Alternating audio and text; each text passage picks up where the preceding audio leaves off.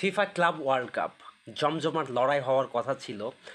আসলে FIFA world কাপটা কীরকম জমে উঠছে এটা আমি নিজেও বুঝতে পারতেছি না, এবং বিভিন্ন মিডিয়ার থ্রুতে যেটা দেখতে পাইতেছি যে এইখানে নাকি প্রচুর দর্শক খরায় ভুগতেছে ম্যাচগুলা।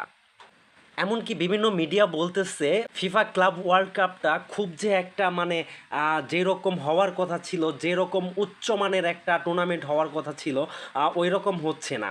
তারপর আজকের কিছু ম্যাচ নিয়ে যদি একটু কথা বলি, এই একটু পরে রাত 10টার সময় মুখোমুখি হবে ম্যান সিটি এবং ওয়াদাদ এসি। এরপরে যেটা বিগ ম্যাচ ধরা যাইতেছে আজকের দিনের মধ্যে সবচেয়ে বড় ম্যাচ, এটা আপনি ভেবে নিতে পারেন।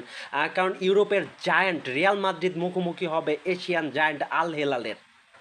এই ম্যাচটার উপরে নিঃসন্দেহেই পৃথিবীর অনেক মানুষ চোখ রাখবে। রিয়াল মাদ্রিদের হয়ে প্রথম অ্যাসাইনমেন্ট শুরু করতেছে সাবি আলোনসো, তার অধীনে এটাই প্রথম ম্যাচ। বড় কোনো টুর্নামেন্টে এটাই প্রথম ম্যাচ। রিয়াল মাদ্রিদ এই সিজনে কোনো প্রকার কোনো শিরোপা জিততে পারে নাই। বছরের শেষ মুহূর্তে এসে যদি রিয়াল মাদ্রিদ ফিফা ওয়ার্ল্ড কাপটা জিততে পারে, তাদের সমর্থকদের দেখিয়ে বলতে পারবে এই সিজনে আমরা একটা ট্রফি জিতছি। না হলে এটা বলারও সুযোগ নাই।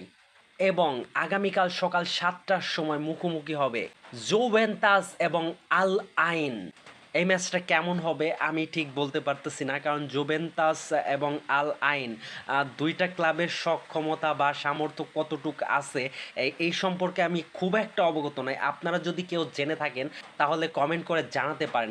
স্পেশালি আল আইন ক্লাবটা কেমন বা কতটুক পারফরমেন্স করতে পারবে, এটা আমাকে জানাইতে পারেন। এই প্রত্যেকটা খেলা নিয়ে আগামীকাল বিস্তারিত আলোচনা করব। আশা করি আপনারা আমার সাথেই থাকবেন। যদি সম্ভব হয় তাহলে চ্যানেলটা সাবস্ক্রাইব করবেন। ভিডিওটা ভালো লাগলে একটা লাইক করবেন। ভালো থাকবেন সবাই। আল্লাহ হাফেজ।